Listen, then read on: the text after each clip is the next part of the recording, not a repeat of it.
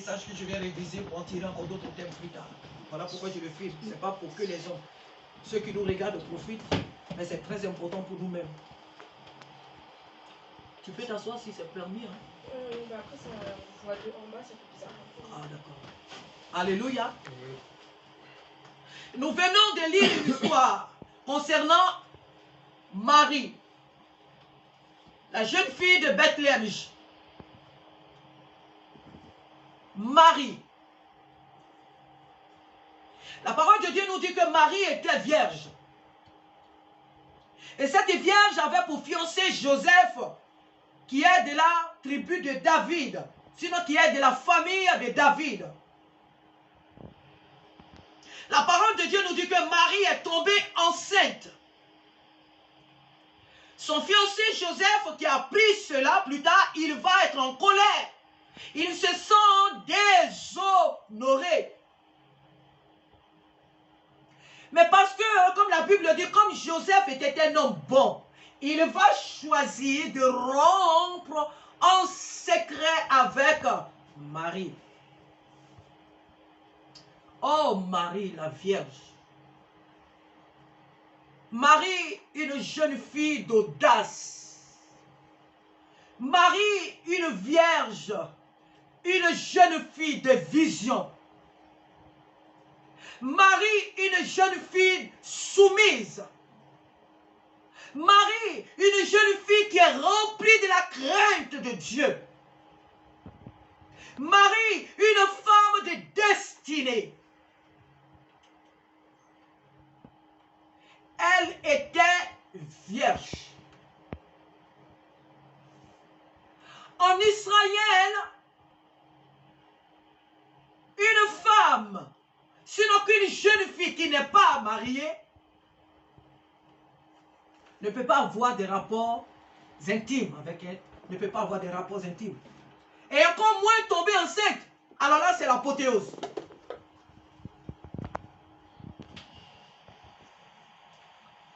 Marie connaissait les conséquences de sa soumission à l'ange. Marie connaissait ce qu'elle allait vivre ou subir en acceptant cette nouvelle. Elle a dit à l'ange qu'il me soit fait selon ta volonté. Elle a accepté. Elle sait qu'en Israël, lorsqu'une jeune fille qui n'est pas mariée est enceinte, elle risque la mort. Marie n'a pas eu peur des jets de pierre. Marie n'a pas eu peur. Marie n'a pas craint sa vie. Marie n'a pas craint les traditions, les coutumes. Elle a choisi d'honorer son Créateur. Elle a choisi d'honorer son Créateur. Marie a accepté de payer le prix de la liberté. Elle a accepté de payer le prix du salut. Elle a accepté de payer le prix de la gloire. Marie, elle a accepté l'humiliation. Voilà pourquoi ce matin, jeunes gens, le prix, sinon le thème de notre message, c'est le prix de la consécration est accompagné de la honte. Le prix de la consécration à Dieu est accompagné de la honte. Ce n'est pas toujours la gloire, mais la honte. La Bible nous dit que Marie a accepté de porter cette grossesse. Et son fiancé, l'ayant appris, va envisager rompre avec elle secrètement pour la préserver. Il ne voulait pas la diffamer. Alors il va choisir de rompre secrètement avec elle. Et l'ange de Dieu va venir le convaincre de ce qui s'était réellement passé. Alors, Joseph aussi va rentrer dans le rang des obéissants. Il va rentrer aussi dans le rang de l'obéissance. Et à la suite, il va garder sa femme. Et la parole de Dieu nous dit qu'il ne la conduit point jusqu'à son accouchement. Alléluia, chers frères et sœurs. Ici, la parole de Dieu nous montre la vie de cette jeune femme, de notre sœur Marie. C'est bien beau de lire Marie, la Vierge, Marie. Mais rentrons un peu dans l'histoire de ce qu'elle a vécu. Rentrons un peu dans l'histoire. Rentrons un peu dans ce que cette sœur a vécu en acceptant cette mission. Elle n'était pas mariée. Et nous savons combien de fois c'est dégradant pour une jeune fille qui n'est pas mariée de porter une grossesse. Tout le monde te regarde désormais comme une pervers, comme une prostituée, comme une dépravée. Tu as la merci de tous les maux. Tu as la merci de toutes les moqueries. Tu as la merci de toutes les humiliations. Marie a accepté cela pour que toi et moi nous soyons sauvés. Marie a accepté. S'il fallait même qu'on la lapidie, je ne sais pas, s'il fallait même qu'on la tue, elle a accepté de mourir pour que toi et moi nous ayons la vie. Le prix de la consécration est accompagné quelquefois de la honte.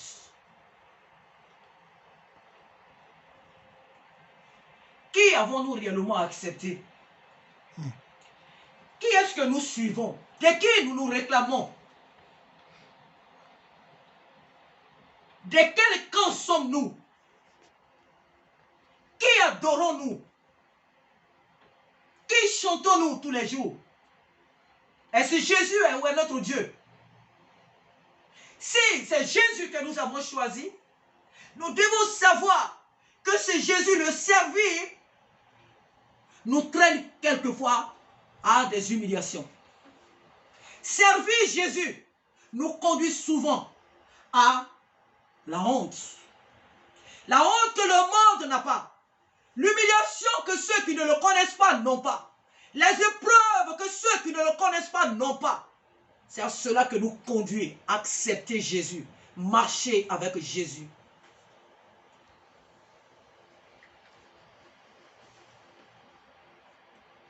Nous avons accepté comme Marie de marcher avec Jésus, n'est-ce pas?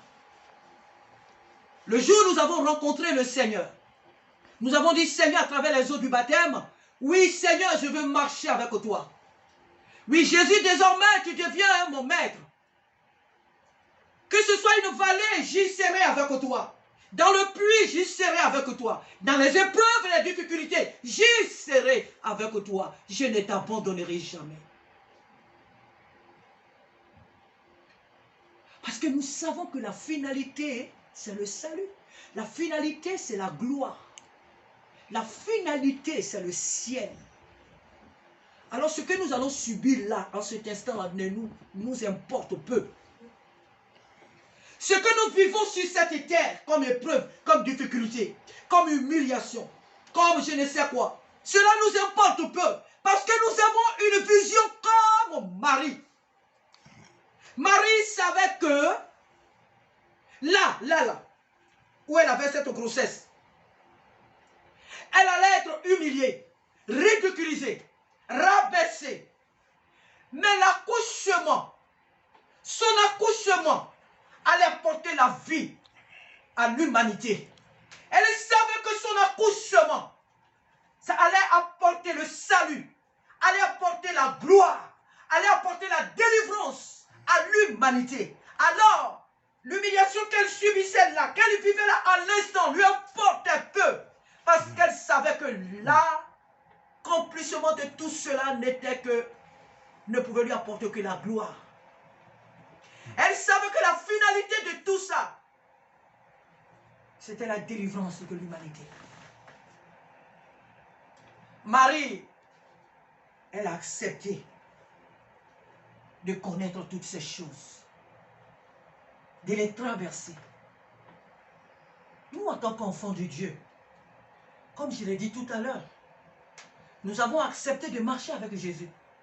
C'est bien beau. Nous avons accepté de marcher avec Jésus, c'est bien beau. Parce que Marie, elle a accepté le message. Qu'il me soit fait selon ta volonté, Seigneur.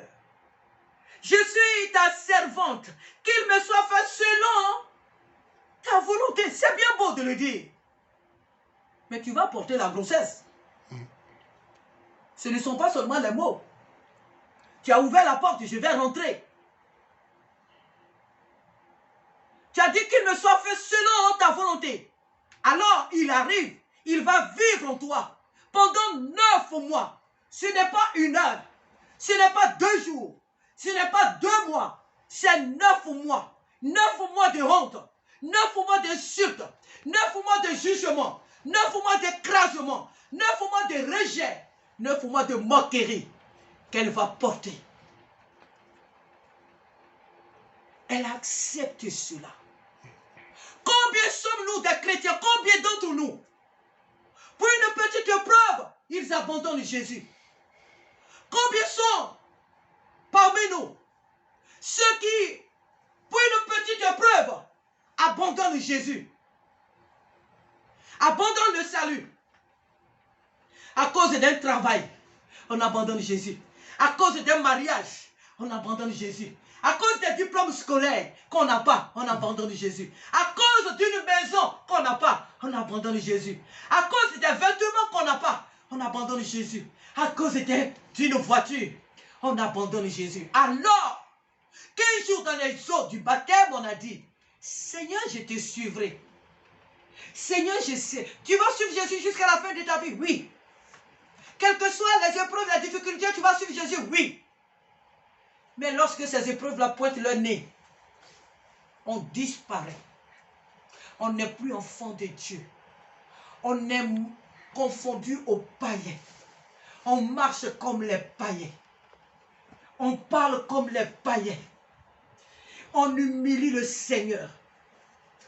On blasphème le nom de Jésus. Comme je venais de le dire tout à l'heure par rapport aux œufs de Pâques. Des chrétiens qui se précipitent dans les supermarchés et qui achètent les œufs de Pâques.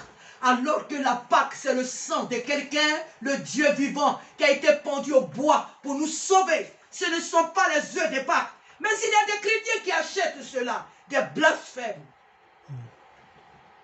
Chers frères et sœurs, ce matin, c'est bien beau de regarder que Marie a mis Jésus au monde. Mais cette Marie a accepté l'inacceptable. Marie a accepté l'inacceptable pour que toi et moi nous soyons sauvés. Une jeune vierge en Israël a accepté d'être humiliée. Elle a accepté d'être jugée. Elle a accepté d'être bafouée.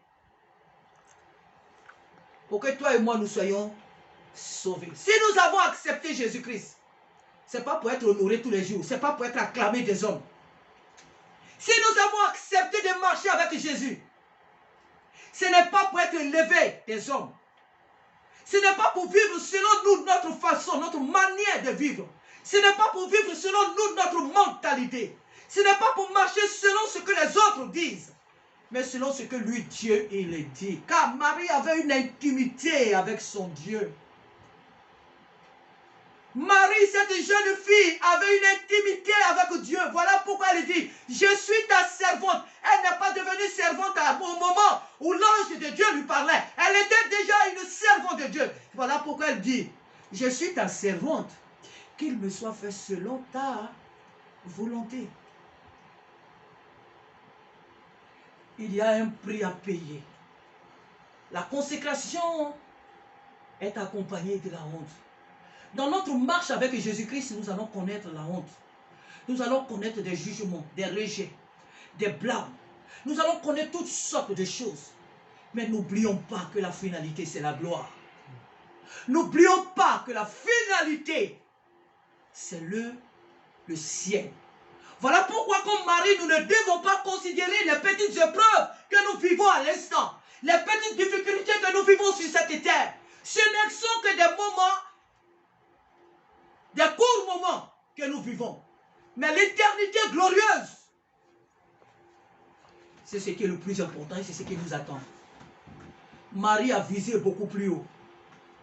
Marie a vu ta vie, elle a vu ma vie, elle a vu le monde qui devait être sauvé. Et elle a accepté les humiliations de l'instant. Chers frères et sœurs, sachons que le fait d'être consacré à Jésus n'est pas forcément être applaudi, apprécié. Mais marcher avec Jésus, c'est connaître la honte. Quand tout va mal, les gens se moquent de toi. Quand tu n'as rien, les gens se demandent si réellement tu es un enfant de Dieu. Quand tout va de travers dans ta vie, les gens se demandent si réellement tu as accepté Jésus comme ce Jésus dont tu parles. Mais c'est en ce moment-là que tu dois être certain que Dieu est avec toi et que tu n'es pas seul. C'est en ce moment-là que tu dois savoir que ce n'est qu'un prix que tu es en train de payer, mais ton Rédempteur te relèvera. Ton Rédempteur se lèvera et il parlera à ta place. Ton Rédempteur défendra ta cause. Ton Rédempteur est vivant et il ne te laissera pas là où tu es peut-être tombé. Marie n'est pas restée dans les humiliations.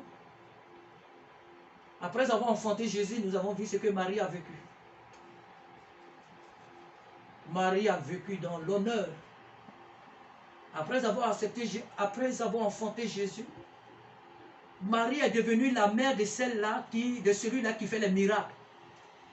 Quand on parlait de Jésus disant qu'il a ressuscité les morts, on disait que c'est le fils de Marie. Quand Jésus changeait l'eau en vin, on disait que c'est le fils de Marie. Marie a connu la gloire. Marie a connu les honneurs. Alléluia. Amen. Que Dieu nous aide à comprendre que notre consécration à lui sera quelquefois accompagnée de la honte, des humiliations, des rejets, la solitude, des mépris des autres. Mais nous devons rester fermes. Nous devons rester attachés à ce Jésus. Et nous devons avoir des regards qui voient beaucoup plus loin. Nous devons regarder beaucoup plus loin comme Marie. Marie savait que ce fils qui allait naître, comme l'ange lui a dit, c'est lui qui sauvera son peuple du péché.